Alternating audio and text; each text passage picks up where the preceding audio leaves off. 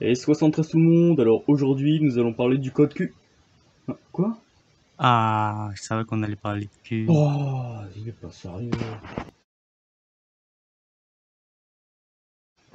Non, en fait, le code Q, il s'agit d'un moyen de communication, tout simplement. Enfin, ce sont des mots qui servent à dire une phrase, en gros. C'était voilà, vraiment beaucoup utilisé pendant la guerre froide pour que. Parce qu'en fait, ils émettaient en morse. C'était surtout du morse, en fait. Il n'y avait pas vraiment de transmission analogique, numérique. C'est surtout du morse, alors qu'on a les guerres froides, et même pendant la première et la seconde guerre mondiale. Parce qu'il y avait les résistants, tout ça, ils émettaient beaucoup en morse, etc., etc. Voilà. En tout cas, ils utilisaient beaucoup ce code. Pourquoi? Parce qu'en morse, au lieu de dire une phrase qui est longue, il disait que trois lettres. Il va juste dire trois lettres. Donc c'est beaucoup plus simple pour la compréhension de l'autre, parce que du coup, c'est plus facile à écrire. Hein. Trois lettres en morse, c'est très peu de points de trait. Alors que s'il devait mettre une phrase entière, vous vous rendez compte du nombre de points de trait qu'il devrait faire. C'est énorme.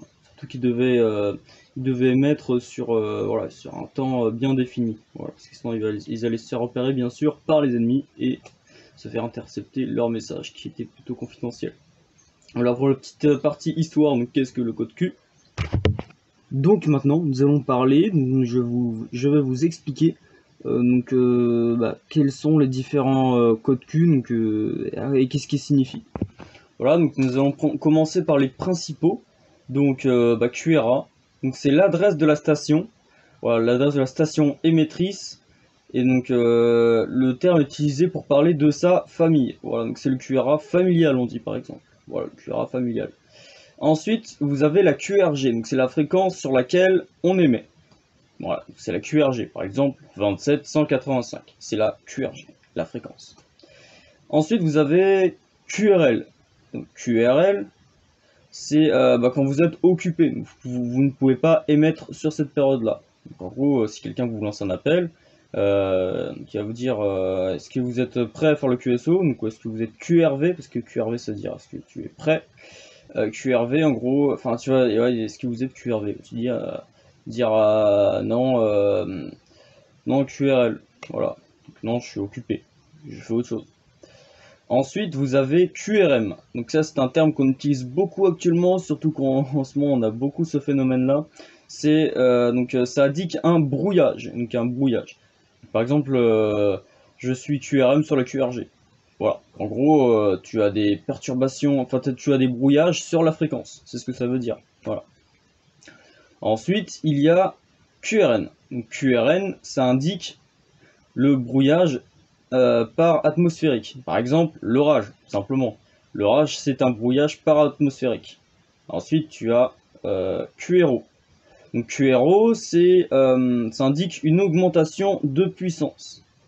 Donc par exemple, mes 73 QRO, mes amitiés, en gros, ça veut dire mes amitiés prolongées. Voilà, en gros, ouais, 73 QRO, quoi. Ça, c'est-à-dire que c'est amplifié, quoi.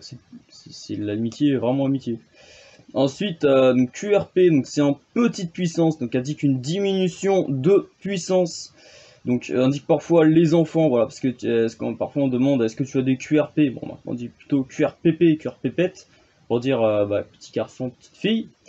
Donc ça indique aussi également que la personne qui émet trafique avec une station à faible puissance. Voilà.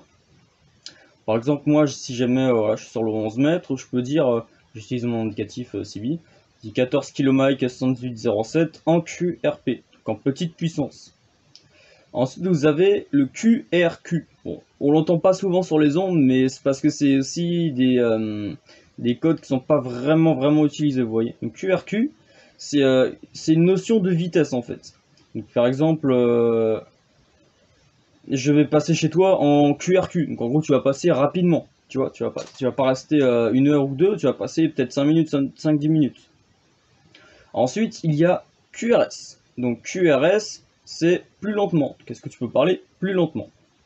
C'est souvent utilisé en télégraphie parce que souvent, quand la personne va trop vite, c'est un peu compliqué. Quand tu débutes par exemple, tu dis, tu fais QRS en morse. Et le mec, il va comprendre, il va diminuer sa puissance. Enfin, sa vitesse, pardon, excuse-moi. Voilà, donc il va manipuler plus doucement. Ensuite, vous avez QRT, donc c'est quand vous passez en stand-by. Donc, vous émettez plus, vous arrêtez l'émission, vous êtes même plus en fréquence. Donc, en gros, c'est dire, je cesse de transmettre, j'arrête de transmettre. Ou alors, tu dis ça à une personne, oui, un tel QRT. En gros, tu demandes à la personne de partir ou d'arrêter d'émettre, tout simplement.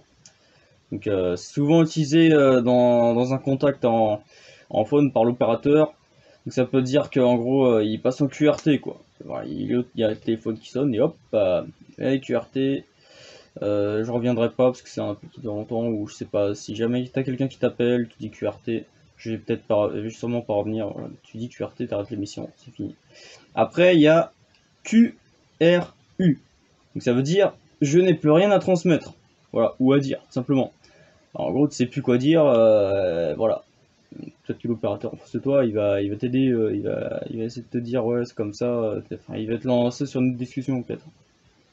Ensuite QRV, donc on en a parlé il n'y a pas très longtemps. Donc QRV en fait, tout simplement ça veut dire je suis prêt. Voilà, je suis prêt à commencer le QSO.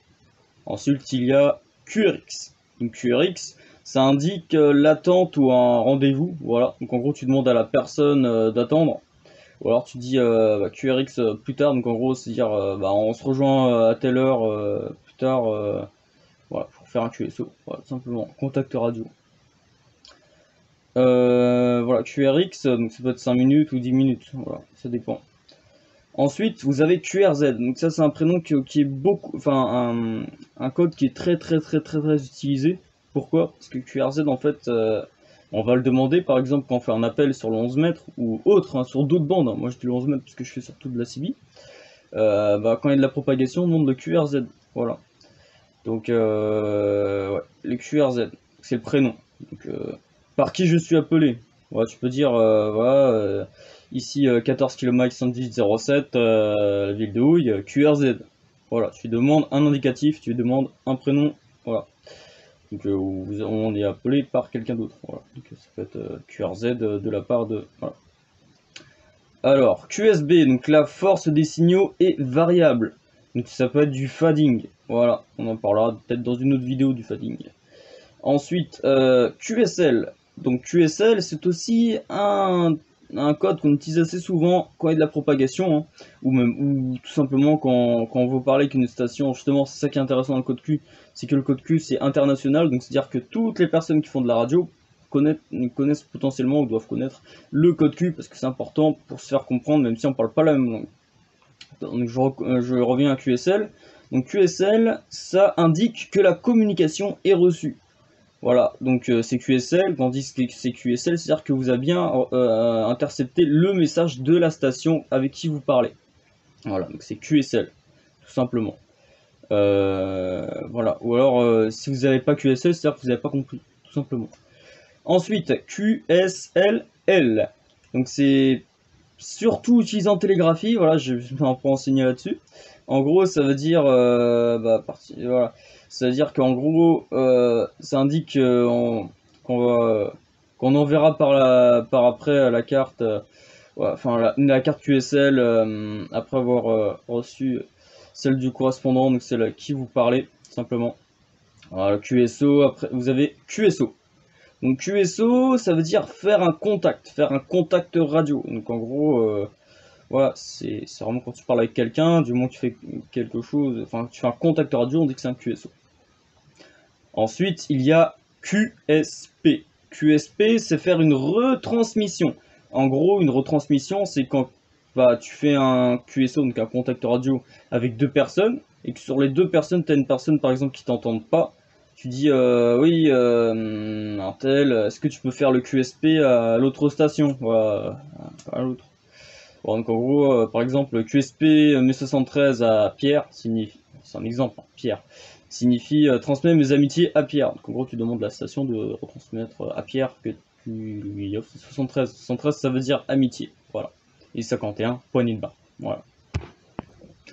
Ensuite, vous avez QSV. Donc QSV, c'est surtout utilisé, enfin c'est essentiellement utilisé en télégraphie.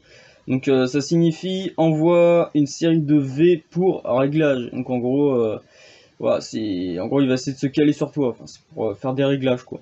qui va faire les lettres V pendant un certain temps pour que l'autre puisse faire un réglage de son poste, tout simplement en réception ou en émission, ça peut être les deux. Ensuite, QSY. Donc QSY, c'est aussi un code qu'on utilise assez souvent en radio. Donc QSY, c'est un changement de fréquence. Par exemple, je sais pas moi, Jérôme, QSY sur le 27, 225, je dis n'importe quoi. Voilà, en gros, c'est un changement de fréquence.